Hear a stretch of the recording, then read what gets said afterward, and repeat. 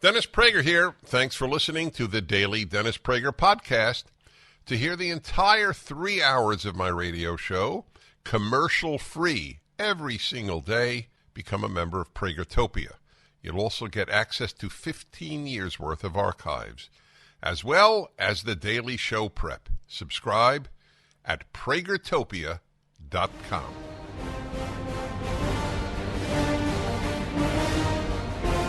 Hello, everybody. Dennis Prager here on a Tuesday.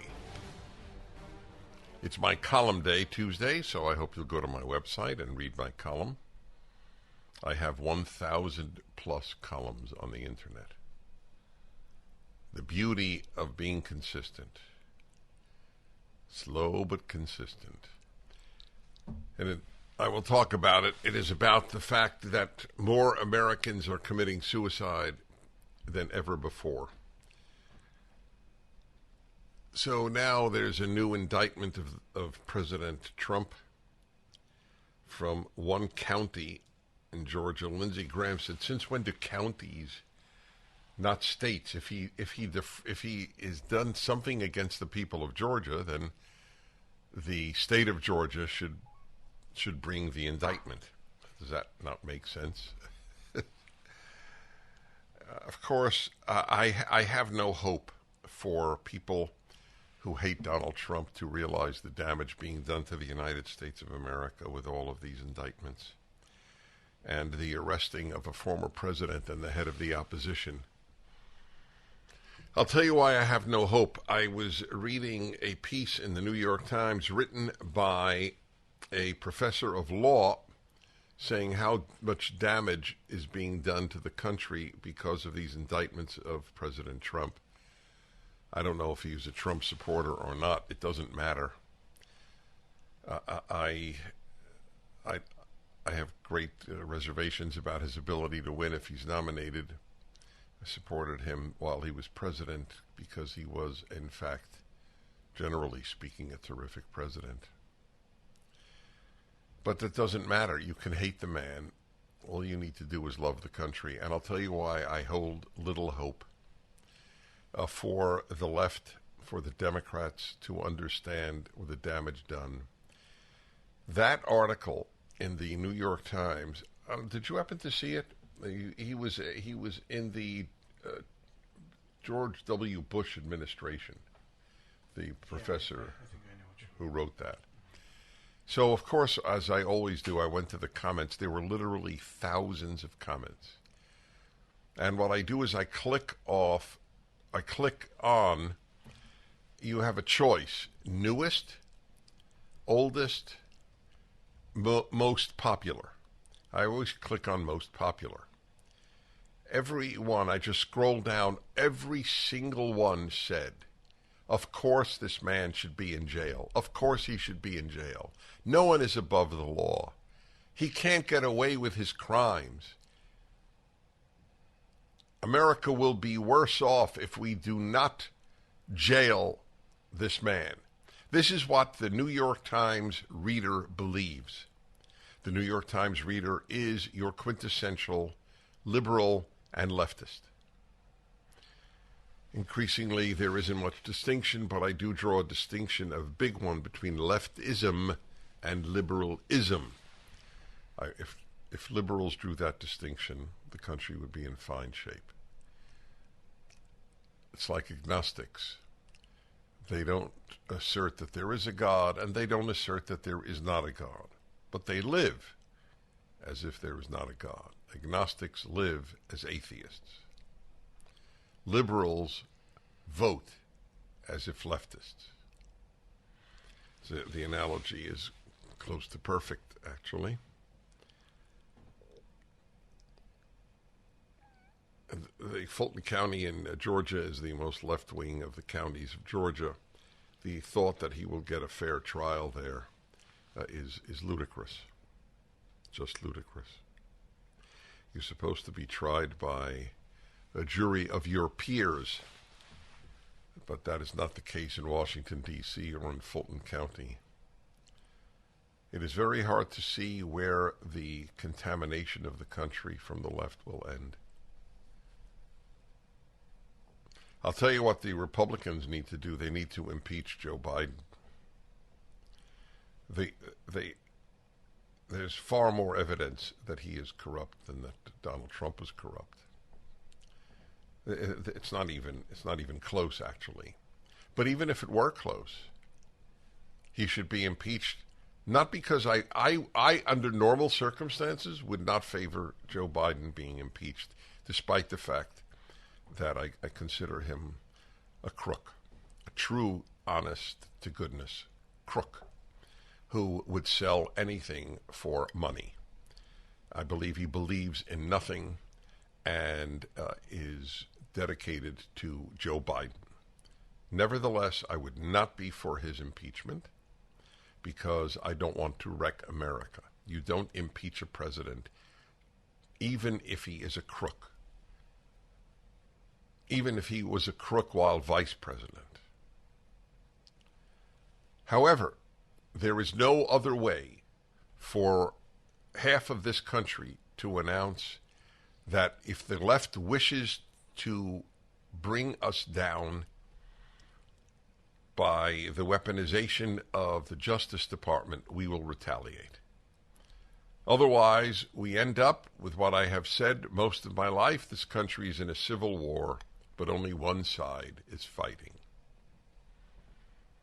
The other side has to fight back. Let him be impeached.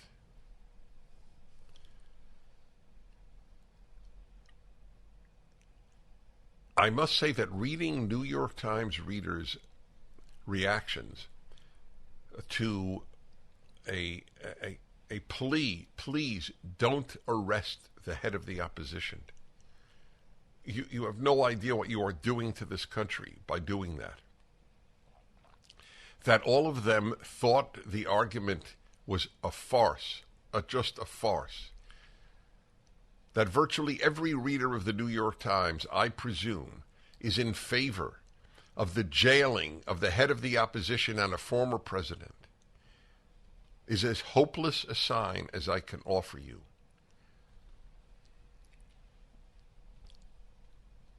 I hate to use the word civil war, the words, if you wish, the words civil war. I hate it.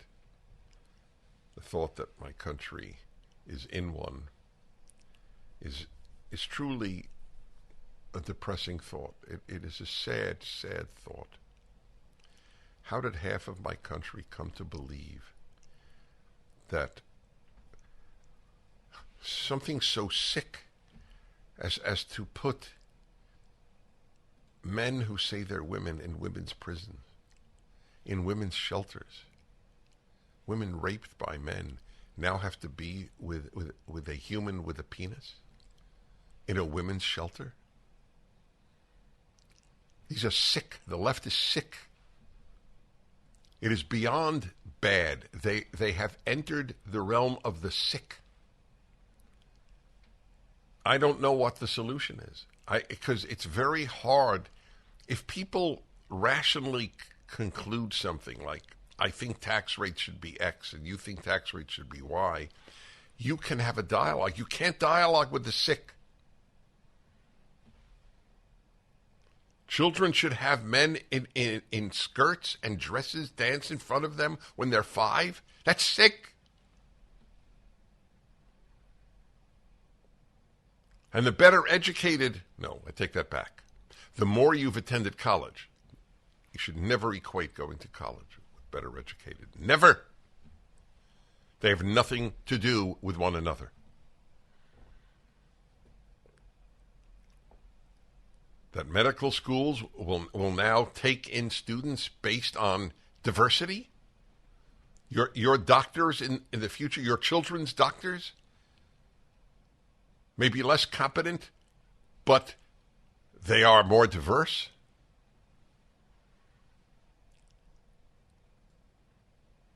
This is all part of a package of pathology, sociopathology.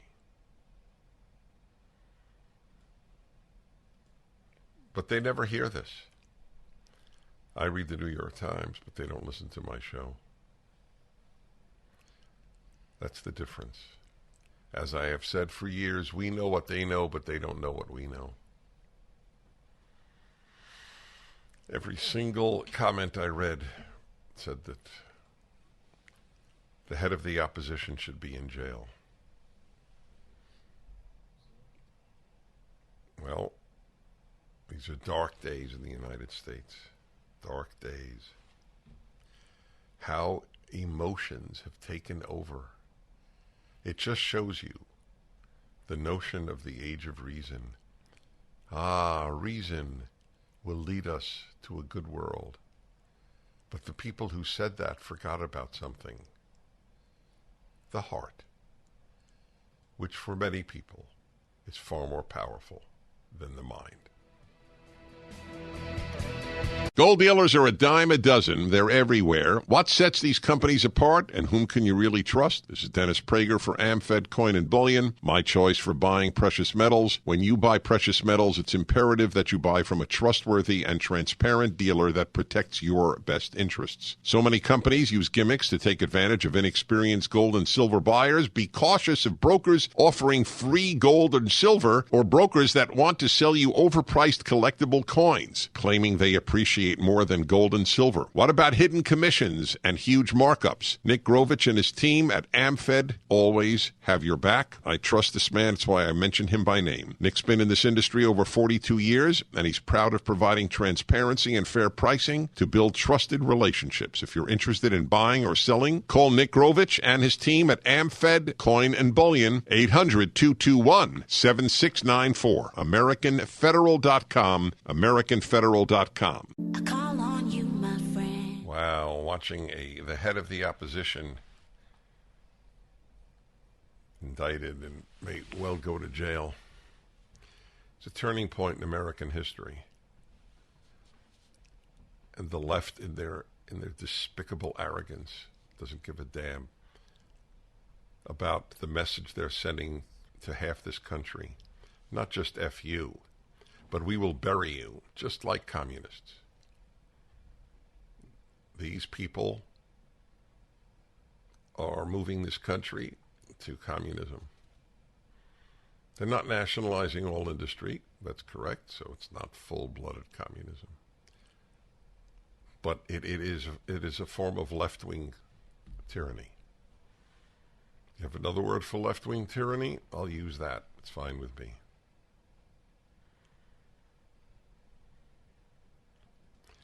Here's another example, because remember I told you there is no example in history of the left in power and allowing dissent.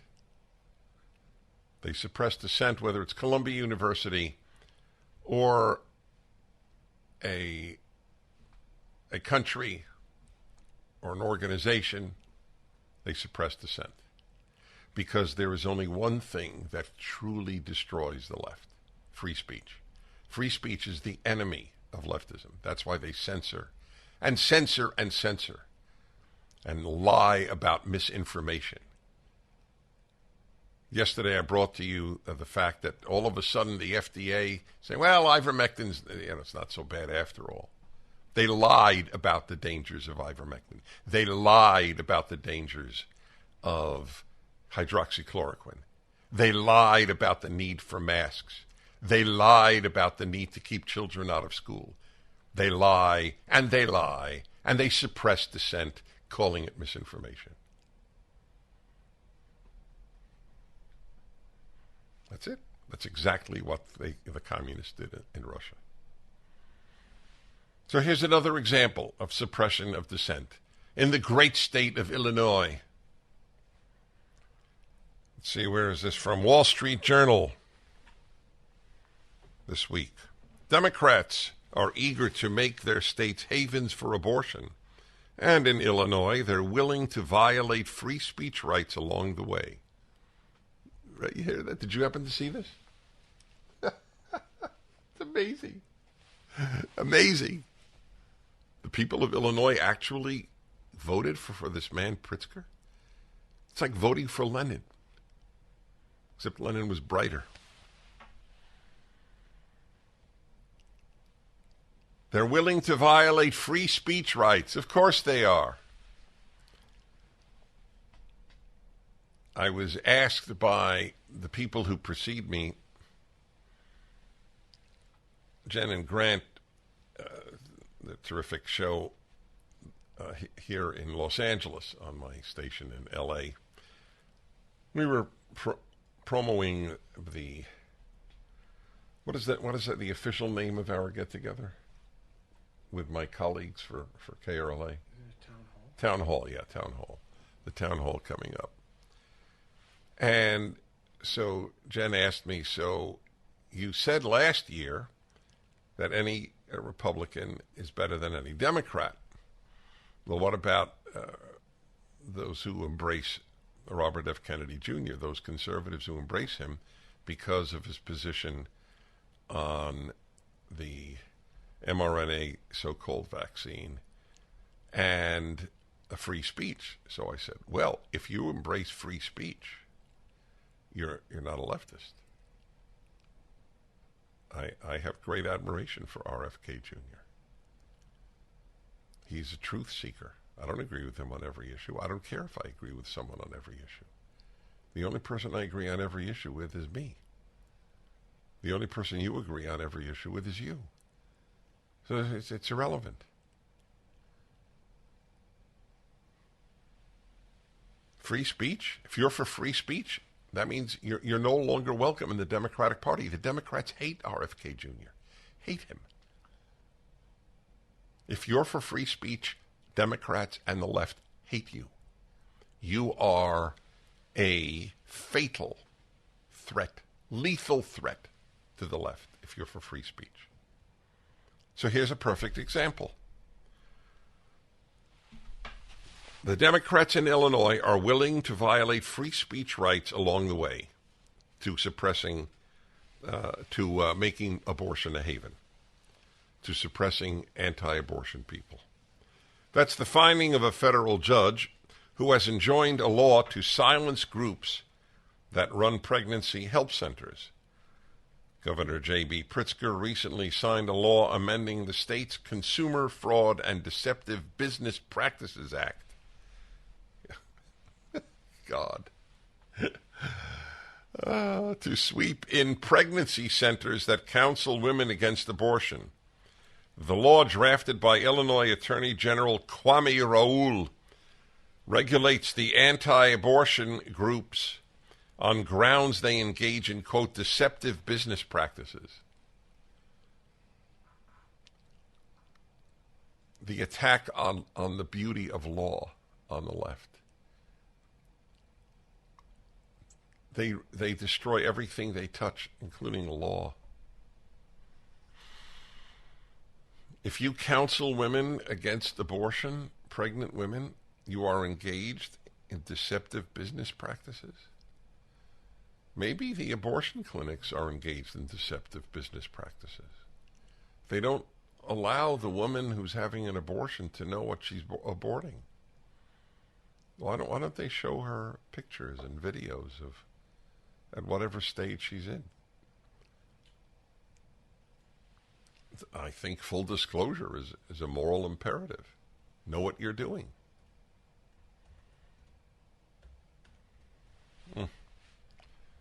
Federal Judge Ian Johnson wrote in an August 4th order granting a preliminary injunction, the law is both stupid and very likely unconstitutional. Yeah, folks, there are some good Americans around. On MyPillow's 20-year anniversary with over 80 million MyPillows sold, Mike Lindell at MyPillow wants to thank each and every one of you by giving you the lowest price in history on their MyPillows. You'll receive a queen-size MyPillow for $19.98. Regular price is $69.98 and just $10 more for a king size. You'll receive deep discounts on all MyPillow products, such as bed sheets, mattress toppers, pet beds, mattresses, My Slippers, and so much more. This is the time to try out some of their other amazing products you had your eyes on. Go to MyPillow.com and click on the radio/podcast square and use promo code Prager to receive this amazing offer on the queen-size MyPillow for $19.98 or call 800-761-6302. This offer comes with a 10-year warranty and a 60-day 30-day money-back guarantee. It's time to start getting the quality sleep you deserve. So go to MyPillow.com and use the promo code Prager or call 800-761-6302 today.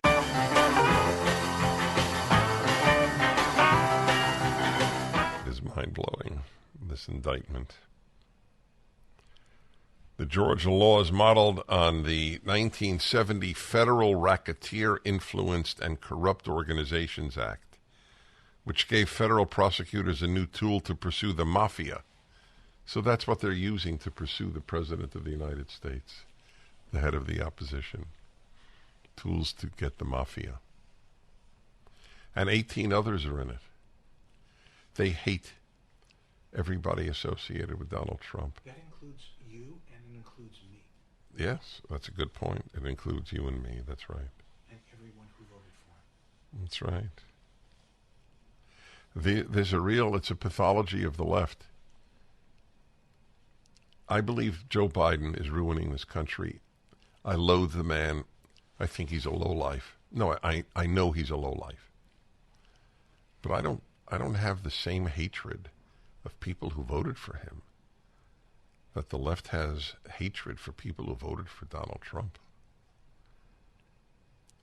Their narcissism and arrogance, which are characteristics of the left, precludes them from understanding that others may have a mirror image, but we don't act the same. How many adult children don't speak to parents because they voted for Donald Trump? How many adult children don't speak to parents because they voted for Joe Biden? What is the ratio, 1,000 to 1? 10,000 to 1?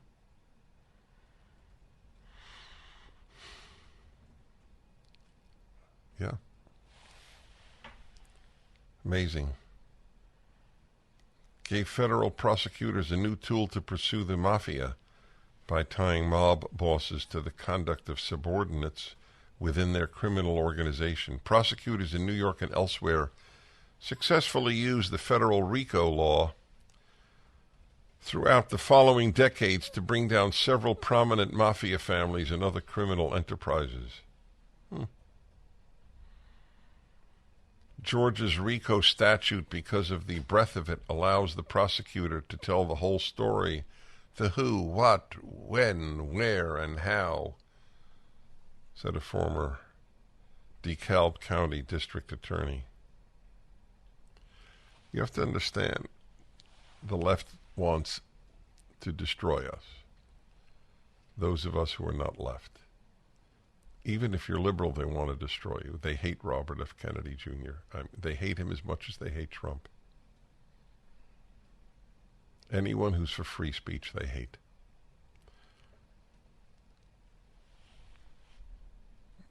Wow. Willis's indictment, put forth chronologically in a series of alleged acts, lays out a vast and sprawling conspiracy to subvert the election, with Trump the alleged political equivalent of a mob boss. Wow. Fani Willis, that's the prosecutor here. What is this, the fourth indictment now? Is that correct? Wow. Fulton County District Attorney Fani Willis. Yep.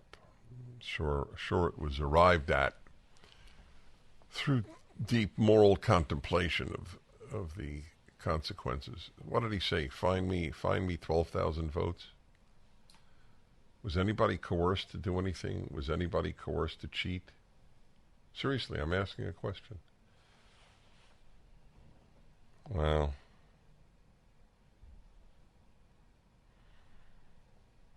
The inability to dangle the promise of a pardon to others involved in the Georgia case could make it harder for Trump to keep alleged co-conspirators and co-defendants from seeking cooperation deals with Willis's office. Willis, however, also faces challenges. The large number of defendants could bog down trial scheduling, delaying any proceedings. Jury selections could also drag on for months due to the political nature of the case and the anticipated length of a potential trial. Wow. So now county prosecutor anywhere A county prosecutor, that's right, anywhere. can find Well, whatever some charges they want against Republican county prosecutor should file charges against Biden. I think that the left would have scorched earth warfare. I think that if Republicans started doing what they're doing, they would just they wouldn't care. The hell with America.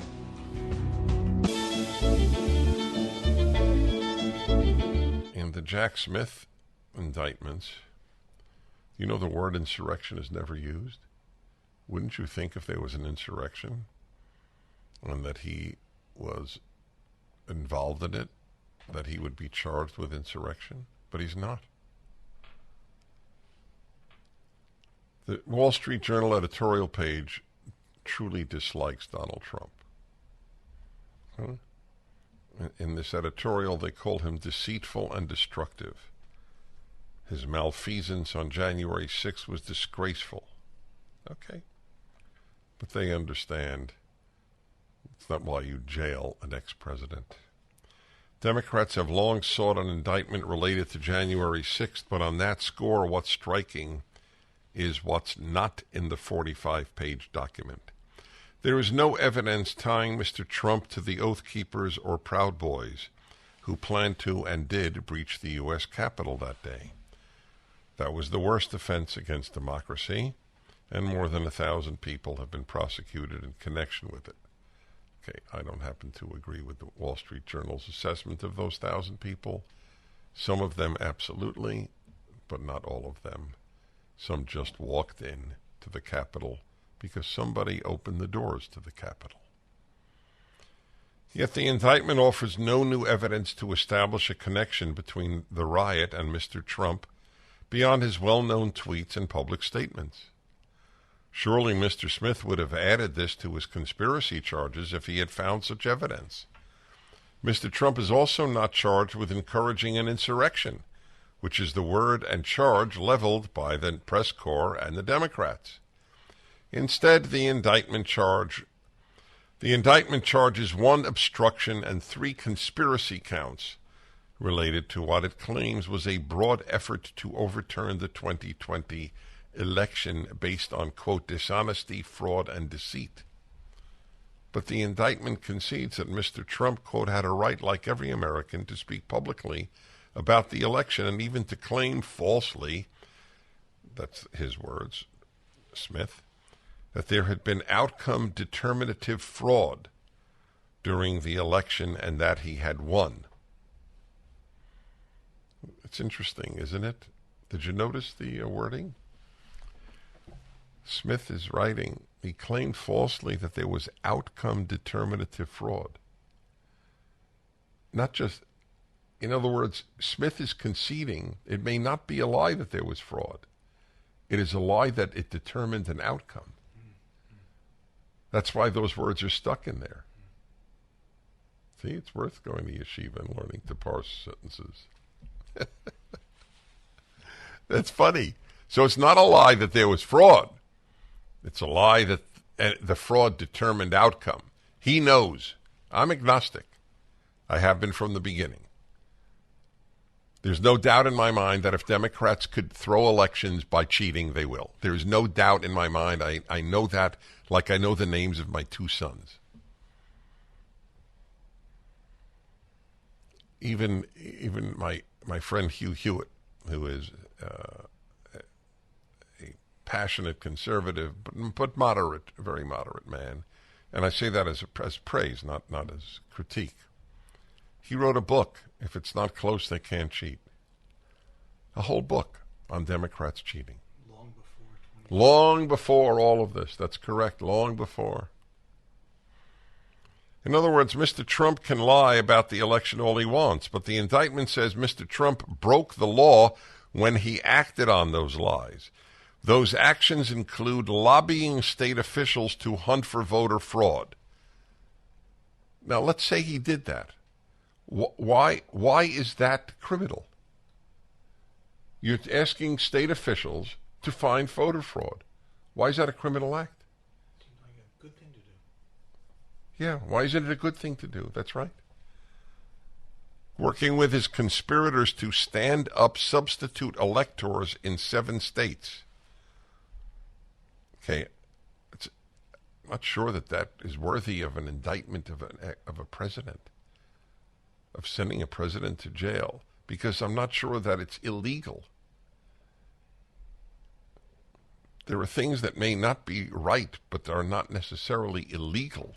And if it's illegal, you still have to weigh the consequences of doing something never done before, putting an ex-president in jail, putting the head of the opposition in jail. But as soon as you ask what are the consequences, you have left the left. Stage 1 thinking, as the great Tom Sowell puts it.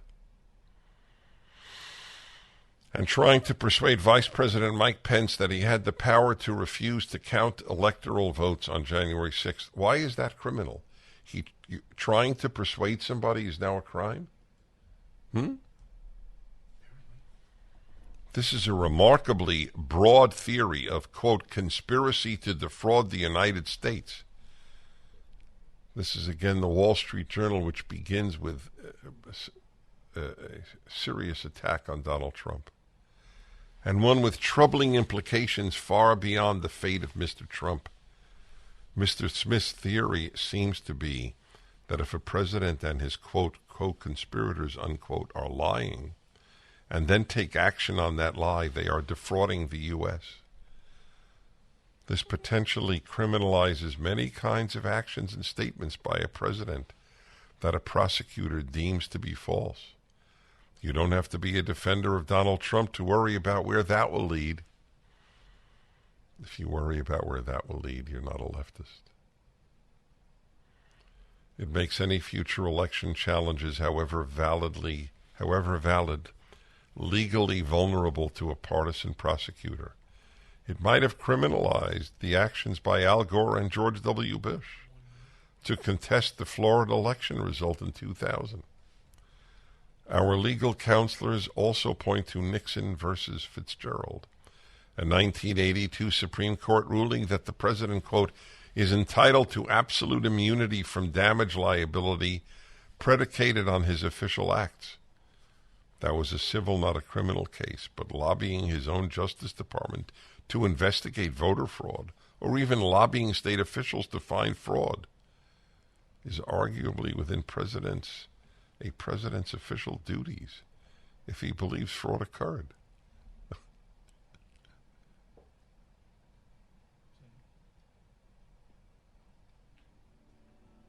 People don't understand the magnitude of the attack on this country from the left. They don't.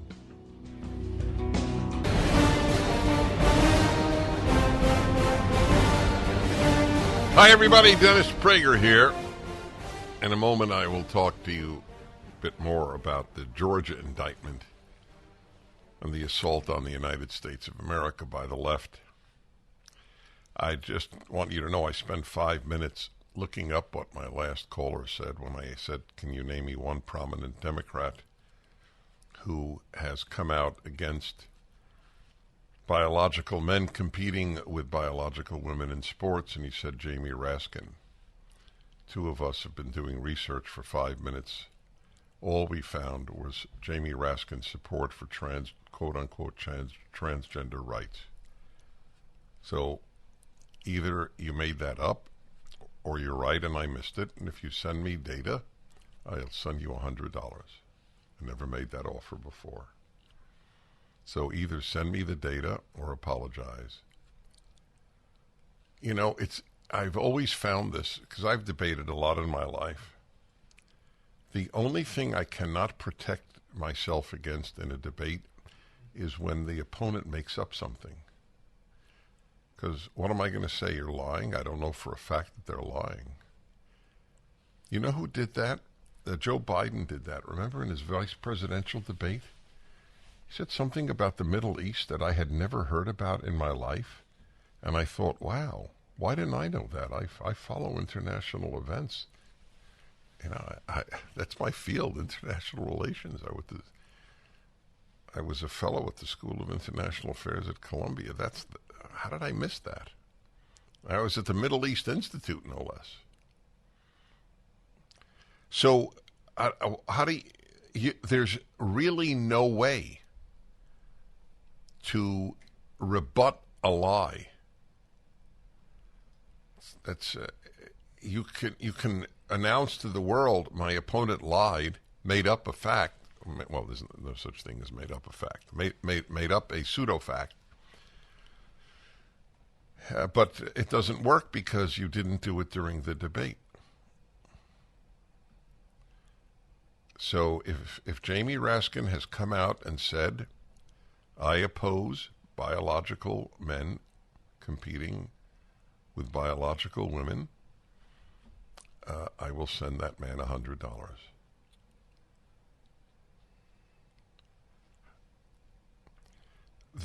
My general belief, as you know, is that truth is not a left-wing value, because for people on the left,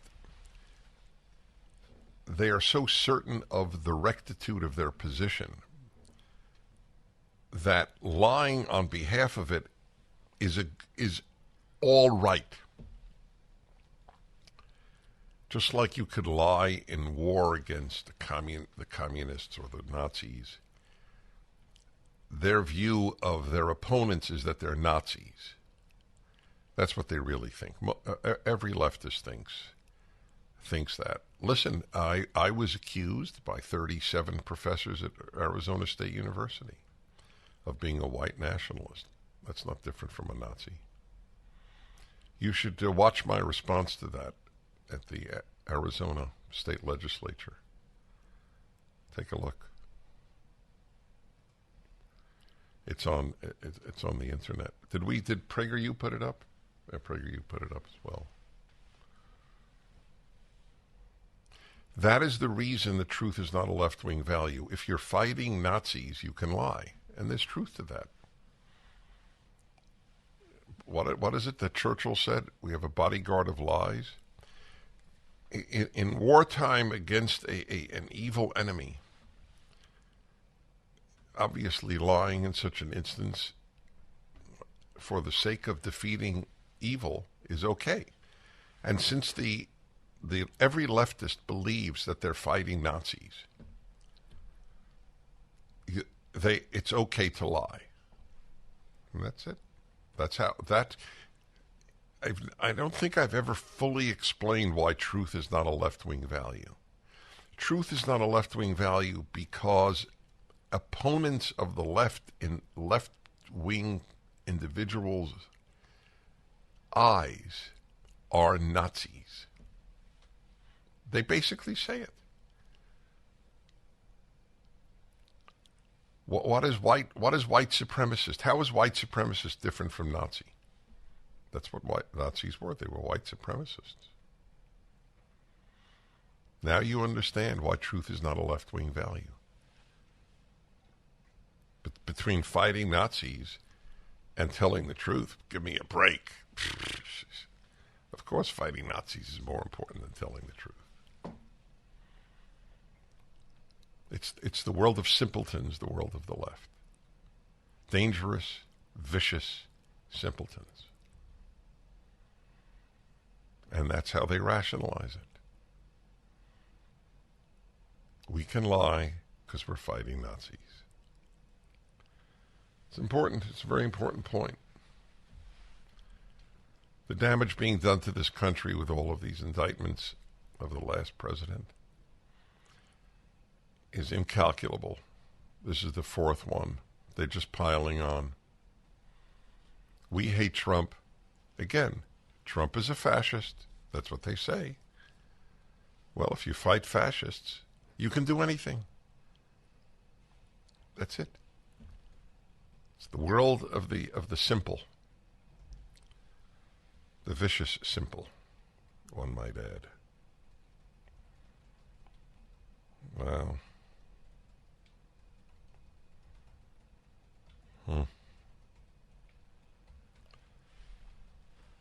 Okay. Well, he's calling back. Maybe I owe him $100. I'll be happy to pay.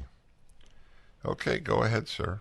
Yeah, Dennis, what I was responding to was your statement that, about supporting transgender men competing against women. Supporting transgender rights is not the same thing. Do you have evidence that he has said it is wrong for trans women, biological men, to compete against biological women? Do you have evidence that he has said that? Yes or no? I don't have absolute evidence. Exactly, so you lied. Thank you so much. Okay, that was what I asked. I said to you, can you name me one Democrat in prominent position who is against men competing against women in women's sports? And you said, yes, Jamie Raskin. You lied, my friend. But I forgive you. Because you know what you do. I'll be Christ-like at this moment. And I believe that. I believe he does not know what he does. He's fighting Nazis, so anything is permitted. Well, I have my $100.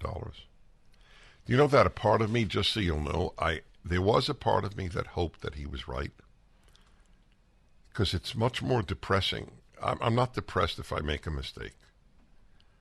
But I am depressed when people lie to you. Then there's no hope. Okay, anyway, that's what's happening with Donald Trump. The support is universal. The only Democrat I know who has opposed. By the way, has RFK Jr. taken a position on the indictments of Trump? Well, I'm having him on, and I'm gonna ask him about that. I'm very, very curious if he's taken a position.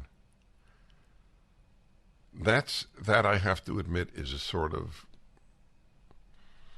dividing line. If you've crossed that, if you think it's good for the country, it's hard to think that we have much in common. And I have great respect for RFK Jr. So I will ask him that. That's a very important question. By the way, in normal times, I would not be for impeaching Joe Biden. It's only because at a given point there have to be some Democrats who will say, wait a minute, if we do this to their president, they'll do this to our president. And then the country is in chaos. Most leftists want the country in chaos, so that's not problematic. But maybe there are no voices in the entire House of Representatives who are Democrats, or in the entire Senate who are Democrats, who worry about the country, the precedent being set by arresting a former president at the head of the opposition. I do wonder, is there one Democrat in Congress? Sinema she's in the Senate. I think she's opposed to this. Am I right? Has she come out? I'll check on that. We'll be back in a moment. 1-8-PRAGER-776.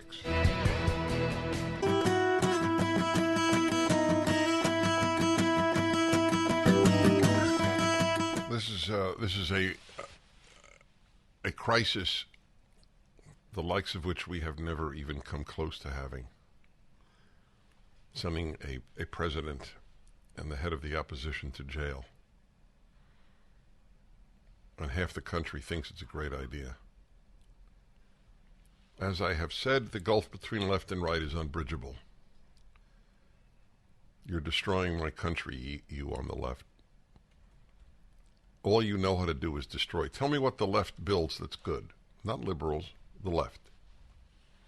Liberals, unfortunately, I think most liberals in this case are actually on the side of the left with the indictment.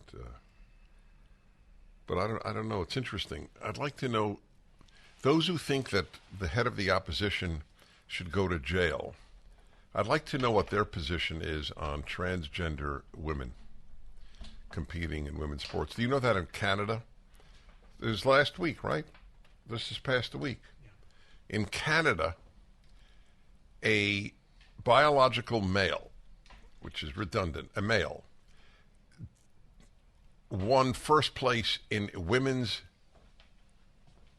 weightlifting competition. Weightlifting, the most obvious arena of all sports where strength is the only matter. It's all that matters, is strength. He looks like a man. He lifts like a man.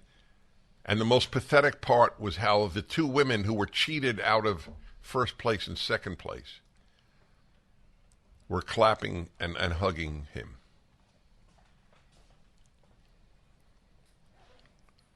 Wow.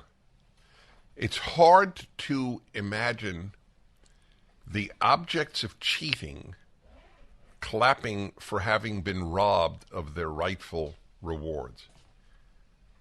It is one of the more distressing, indeed depressing pictures you could see.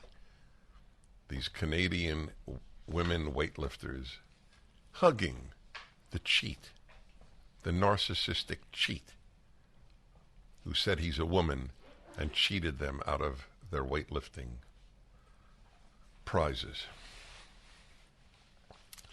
And the whole left is for that. And there aren't 5 liberals in America or Canada who will stop voting left because of this attack on fairness and on women. I don't think there are 5.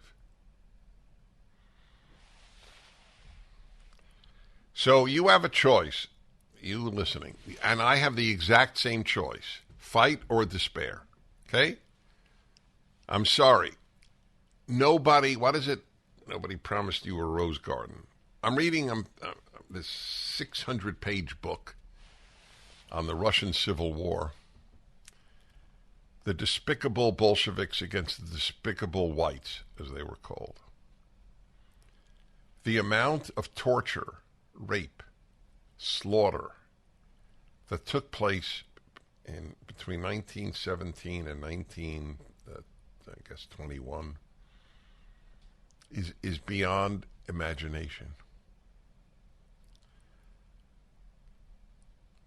You know, I'm a religious man, but I come from a tradition where you can argue with God.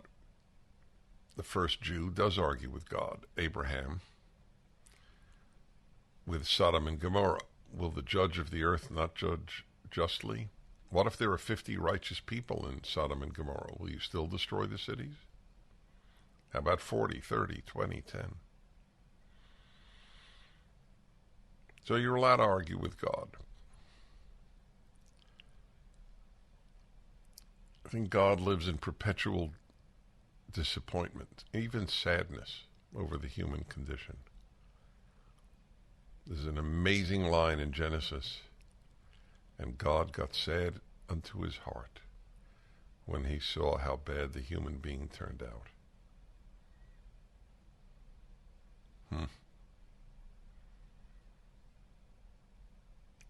I'm not God, but I have this sadness about how America's turned out because of the left.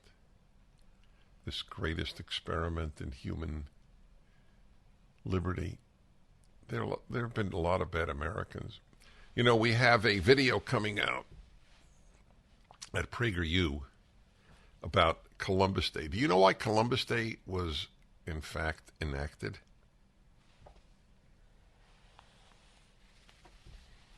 It was enacted because there was tremendous anti-Italian immigrant sentiment. In fact, I don't know what it is, 9 or so Italians in New Orleans were lynched, meaning that they were acquitted of the crime of shooting the police chief, but the anti-Italian hatred in New Orleans was significant. The New York Times wrote about how bad Italians are. The New York Times was quite a racist paper. I don't know when the New York Times could be proud of itself, to be honest. I don't know when the Democratic Party could be proud of itself, to be honest. So I am well aware of the fact that there have been bad Americans, but there have been bad everybody. So bad people, the existence of bad people is not determinative of the moral worth of a society, because every society has them. But the good that America offered, that was unique. Of course, there were bad people in this country. But the very fact is that most Americans thought that was what was done to these Italians in New Orleans was despicable. So they made Columbus Day to honor an Italian. How ironic that now they're destroying Columbus Day, which was created in order to welcome people of diverse backgrounds. Got to fight. What's your choice? The Dennis Prager Show.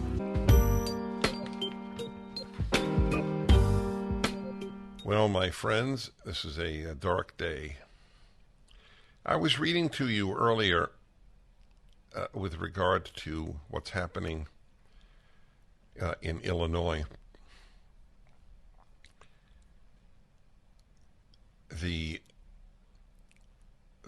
It's astonishing.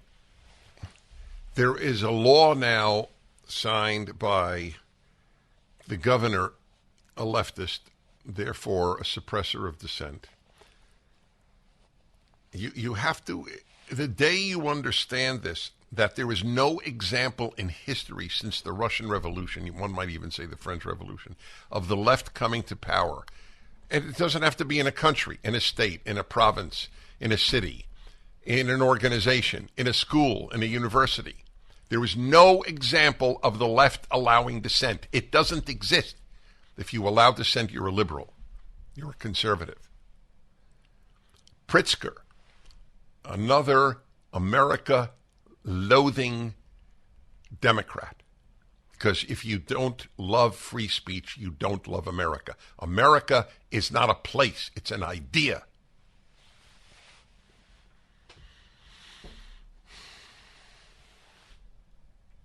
Liberty, in God we trust, e pluribus unum, liberty. He signed a law amending the state's Consumer Fraud and Deceptive Business Practices Act to make pregnancy centers violators. If they counsel women against abortion, they are engaged in deceptive business practices. This is a law signed, those of you listening in Illinois, by your despicable governor. That's right, Sean. That is correct. Hey, folks, this is fundraising month for PragerU. I get to talk to terrific people each day. I have a terrific people on. Kiri Jorgensen. She is the publisher and senior editor at Chicken Scratch Books. Hello to you, Kiri. Kiri, by the way, I established. Kiri, tell everybody where you are. I am located in rural Montana. We call ourselves the middle of nowhere, southwest Montana. You call yourselves the middle of nowhere. So how close is your closest neighbor? Oh, my closest neighbor that's a full-time resident is about 3 miles away. So if you need milk, this is a serious. If I need milk, it's a serious trip. What? You take the cow out? Is that? I didn't hear what you said. What? Yeah, we go to the milk cow when we need milk. I see. Okay, so you don't have to go to the neighbor. That's even better. I got to tell my wife. We have tortoises, dogs, and cats. We might as well have a cow. And you might as well. Did you grow up there or you moved there? She's speaking. Montana, okay. And then when the kids were gone. Okay, we're dropping sound again. I apologize to my listeners. Sean, we will have to go to a phone. I'm so sorry. This is not sure why we thought things were fixed. Don't start me, folks. It gets me very frustrated. But okay, we'll get her back. She does some terrific work with children's literature, and is a fan of what the PragerU is doing. One day in the coming weeks, or coming 10 days, or maybe this week, I will, in fact, share with you the lies that are told about PragerU in mainstream media. Pure lies. One of them, I forgot which source, said that we put out a video denying that slavery was the reason for the Civil War. The fact is, that's exactly what the video says. Slavery was the reason for the Civil War. It is a 100% lie. But that's their world. Do we have Kiri back on? We'll have her on next segment. Folks, you want to fight? Help fighters, okay? Not everybody can fight. PragerU is fighting, big time. We have over 1 billion views. Most of them are people under 35. Everything is free. Please contribute to PragerU.com or call 833-PragerU during the break, and we'll be right back. Hi, everybody. It's the Ultimate Issues Hour on the Dennis Prager Show. A reflective word on the Ultimate Issues Hour, if I may. I had no debate in my mind about a happiness hour. I had no debate in my mind about a male-female hour. But I had a debate about an Ultimate Issues Hour. Generally, people think of talk radio as commenting on what's happening in America and the world. By the way, Julie Hartman is with me. And let me be very direct. We do a podcast together called Dennis and Julie. And I believe it is one of the most important things that I have ever done.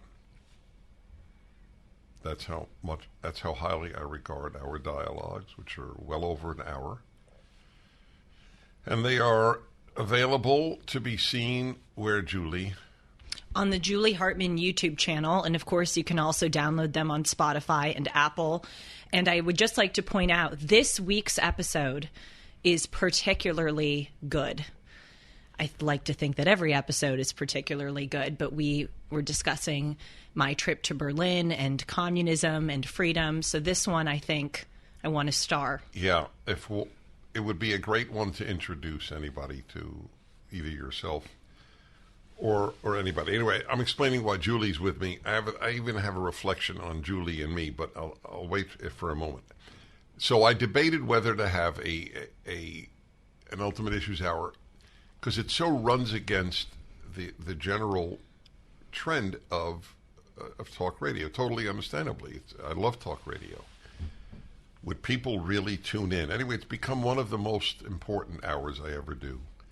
Because if we're not clear on the big issues of life, that's the problem. It's because there's so little clarity about the big issues of life that we're in the chaos that we're in. I mean, are men and women distinct?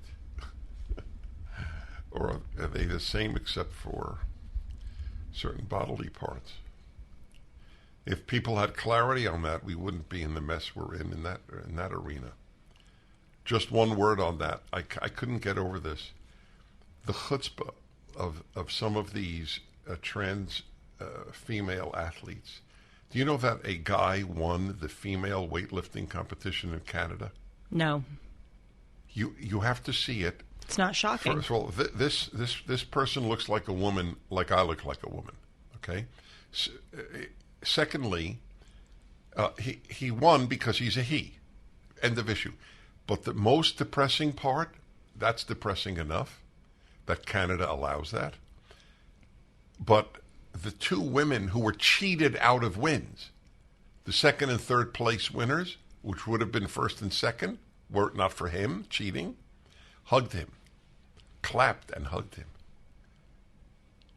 When you have to clap at your own injury, you know how sick a society has become. Canada is really, really, really, really sick. At least America, half of America, knows how sick the left is. Very few Canadians know how sick the left is. So I have a question, if you don't mind. Do you think that those two women clapping at their own demise, or as you said, injury, do you think that they're genuine social justice warriors that think that that guy ought to have won the competition? They're cowards, like most people. Or they think they have Cowardice to is more normal than goodness. The human being is made, you are born a coward. No, it's obvious that they're cowards, but the question is, are they genuine in believing that this guy should win? That's a great question. Or are they fearful? I don't know, and it's a great question. I salute you. I didn't think of that. I thought, and I think I'm wrong, I thought they know they're being cheated, but they won't acknowledge it because they'll be hated by the left, which is all of Canada, basically. So look, the University of Pennsylvania swim team, cheered on Leah Thomas. So that women are clapping for their own demise is par. So would men, by the way. Men would be no better. It has nothing to do with their being women. Cowardice does not know sex. It does not know it. There are as many brave women as brave men, and vice versa. But it's a great question. Do they think they lost fairly? I would give a lot of money to interview those two privately. That's a good one. Anyway, so I have one more reflection till I get to the subject of today's Ultimate Issues Hour. Julie is very young, and I'm old. I don't know very old, but I'm old. And she's very young. And Dennis and Julie proves a very important thing. Age doesn't matter. And I truly believe that. I mean, you're living evidence of it. I'm living evidence of it. Does the person have depth? Is a non-age related question. There are empty 70-year-olds and there are wise 20-year-olds. That's just the way the world works. I had more wisdom at 20 than the vast majority of professors who were 60 have. And I'm taking no credit for it. It just was a fact. Okay. So my column today is my subject today. Tuesday is my column day. Why are more Americans than ever committing suicide? Did you happen to see this? I hope you didn't, actually. I did not. I did not read your column. All right. I was kidding. I'm very hurt. Well, you told me on the phone last night that I should read it, so I'm really in trouble. Oh, God. I really set you up on that one. I was right. It doesn't matter. I'm actually happy you didn't, because then you're reacting spontaneously. It's like, my question, do we do a better job interviewing authors if we read the book or didn't read the book? And I have done both for 40 years, and you may have a view on this. Oh, I do. You think it's better if you read the book? No, I actually am coming to think it's better if you don't. Oh, right. Because yes. I'm neurotic. I highlight, I underline, I quote passages to the author, and maybe to the viewer who hasn't read it, it's like two nerds in their nerddom sphere talking about the book as people who know it. So it's probably better to have some idea of what it's about, but not have read it fully. It's completely counterintuitive. Yes, it is. Because I have seen people, this guy interviews authors, and he never even read their book. Larry King famously would talk about how he would know nothing about his guests, and he would just make it up on air. I am interviewed by people all the time. Some have read my book, and most have not. I can't tell which is a better interview. And I've done it because you're right. I'm not asking questions that the public would be asking if I read the book. Yes, and also you really want to make the author shine. When you have read the book, you're inadvertently showing off that you read the book. You want to hand the mic over to the author to give his or her case. It is funny. All right, so you didn't read my column. I didn't. Shame. Punishment room. Hey, Sean, has Julie ever been in the punishment room? Okay. No. Oh, you didn't deserve this. I'm so sorry. Oh, it hurts me. Sean, why did you do that? She had it coming. Oh my God. Why are more Americans than ever committing suicide? The New York Post reports, actually an AP report, about 49,500 people took their own lives last year in the U.S., the highest number ever, according to new government data posted Thursday. The Centers for Disease Control and Prevention, CDC, which posted the numbers, has not yet calculated a suicide rate for this year, but available data suggest suicides are more common in the U.S. than at any time since the dawn of World War II. The largest increases were seen in older adults. Deaths rose nearly 7% in people ages 45 to 64, more than 8% in people 65 and older. Suicide in adults ages 25 to 44 grew by about 1%. A few more data when we come back, and the question is, why so much suicide? Let me give you their answers first. Hi, everybody. Dennis Prager here, cracking himself up. Why not? It's the Ultimate Issues Hour. Julie Hartman is sitting in as she does many of the third hours, and we do Dennis and Julie podcast, which is truly one of the delights of my life. So, data have just come out from the CDC, reported by AP and the New York Post. Highest suicide rate since the dawn of World War II, almost 100 years. So, what's interesting to me is what the experts say the solution is, or the causes/solutions are. So, here goes. By the way, suicide is the second leading cause of death in Americans ages 25 to 44. It was the fourth largest 2 years ago. It is now the second largest. So it's all over the place, age-wise. The quoted article cites the following reasons as given by suicide experts. Just parenthetical, whenever I see the word experts, I assume something stupid will be said. It's not always the case, but that is my assumption. Higher rates of depression, limited availability of mental health services, and the growing availability of guns. Oh, God. I'm sorry I couldn't hold back my reaction. Yes, you have to hold back your reaction. I invited you. Is that a joke? Yeah, of course it is, because I invited you. No, I meant, are those three reasons? No, isn't that mine? It's my book. First of all, here's the joke. So why are so many Americans committing suicide? Because more are depressed. Wow. What a revelation when that you is. think about it. By the way, this That's is not experts. a reason. Of course it's not a reason. It's the whole point. Happy people don't commit suicide. Do they understand? No, they don't. How stupid. I'm telling you. They sometimes often are. So, let's take each one. Higher rates of depression. Since we can assume that happy people do not kill themselves, we all assume that as the number of depressed people increases, so will the number of suicides. Therefore, higher rates of depression explains nothing. You know, when I write this stuff, I'm thinking... You're reading I'm reading from you. I'm reading my column. I write this stuff.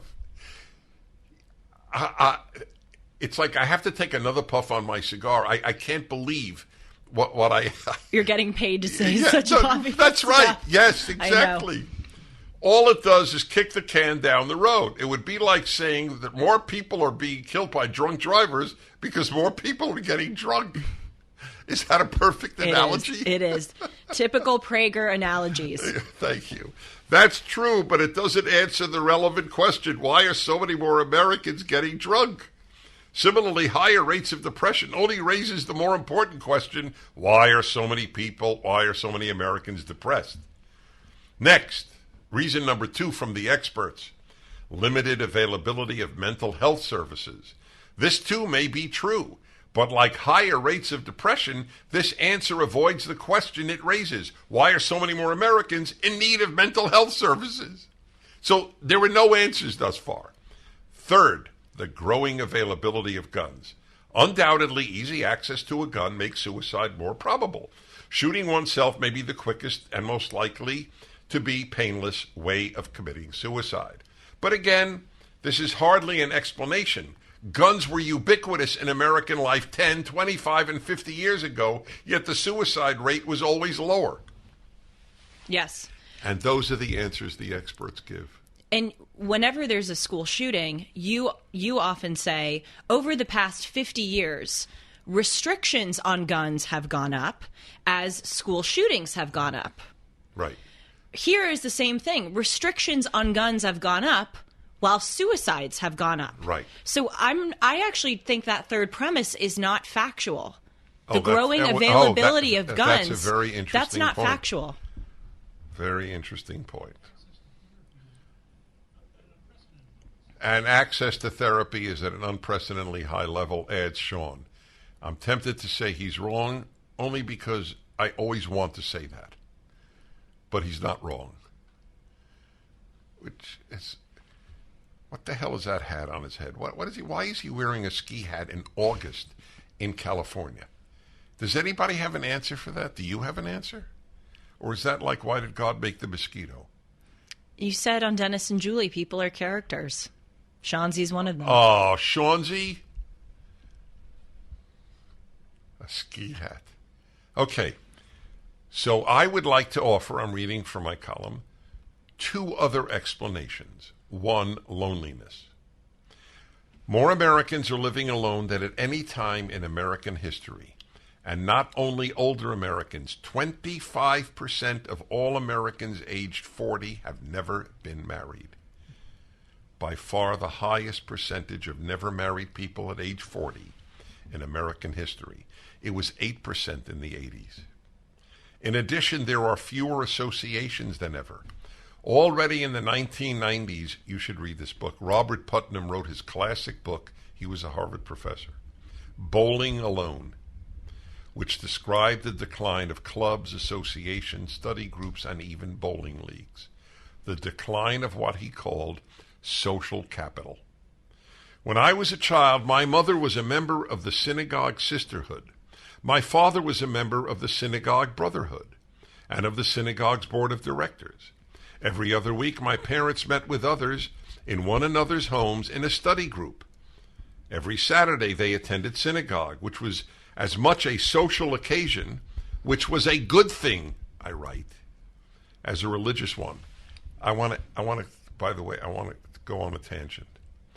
You know how many people who leave religion say, oh, church, it was a social event. It wasn't a religiously meaningful experience. It's an imbecility, that argument. That people had other people to be with every single Sunday in an elevated environment, even if it was overwhelmingly social. Why isn't that good? Of course, even if it was a social event, that has enormous utility. Yes. It's a very big part of religion, being with other people. God, in my commentary in Genesis, I write, God said it's not good for man to be alone. But he wasn't alone. He had God at him. But God said he was alone. We need people. It's a big. It was not my insight. I don't know. I never take credit for insights that are not mine. I don't know whose it was, but it was brilliant. We'll continue in a moment. Ultimate Issues Hour with Julie Hartman with me, Dennis Prager Show. We'll be there soon for homicide. It's the Ultimate Issues Hour. It's based on my column today. Why are more Americans than ever committing suicide? The experts gave 3 reasons: higher depression rates, lack of enough mental health care, and availability of guns. I don't think that's worthy of its own Ultimate Issues Hour experts. People confuse expertise with wisdom. They're not related at all. At all. There's no reason to believe that whatever constitutes an expert has a better idea of what to do than an Uber driver who is moonlighting from his construction job. Is that fair to say?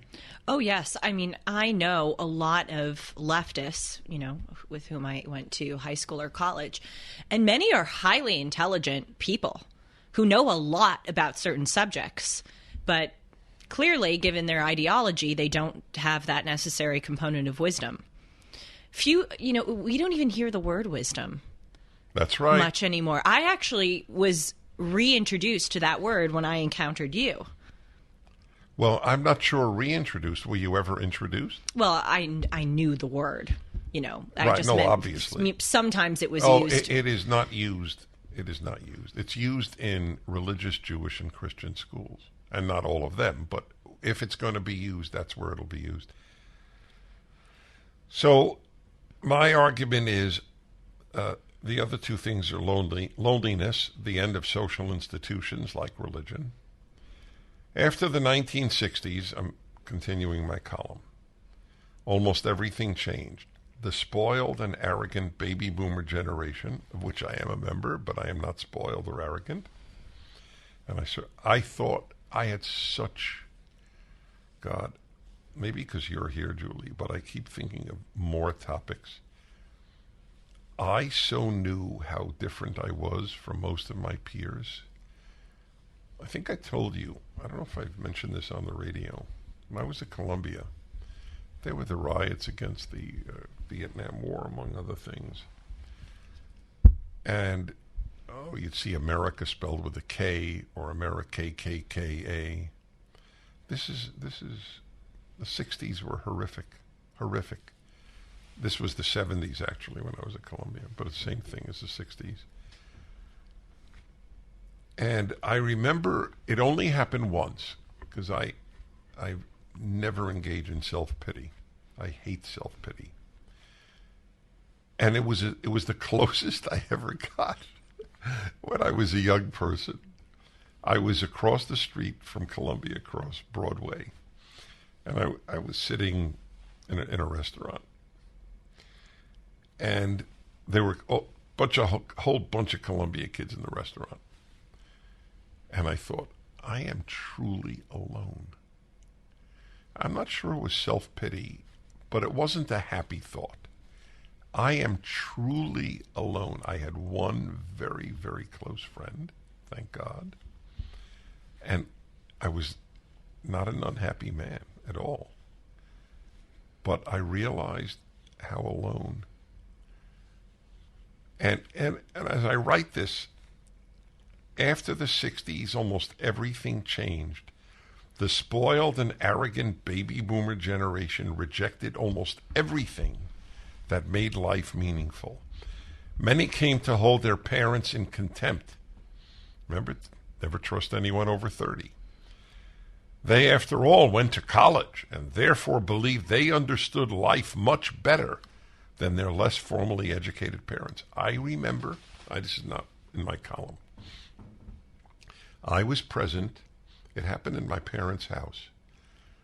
So friends of my parents brought their son, who was in college, and he said something to the effect, they were talking about men and women, whether they're basically the same. And of course he said they were. He went to college. And he said to them, and it wasn't even, he didn't say it, yelling at them, just as a matter of fact, how would you know you didn't go to college? Oh, gosh. That is perhaps the most arrogant statement one could ever say. And stupid. and wrong. And wrong. Yes, and wrong. That's not, it's relevant. Right? You think men and women are basically different. You didn't go to college. Then you would know they're basically the same. Yeah. We'll be back in a moment.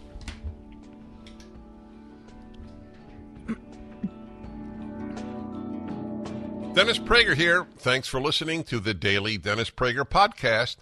To hear the entire 3 hours of my radio show, commercial-free, every single day, become a member of Pragertopia. You'll also get access to 15 years' worth of archives, as well as the daily show prep. Subscribe at pragertopia.com.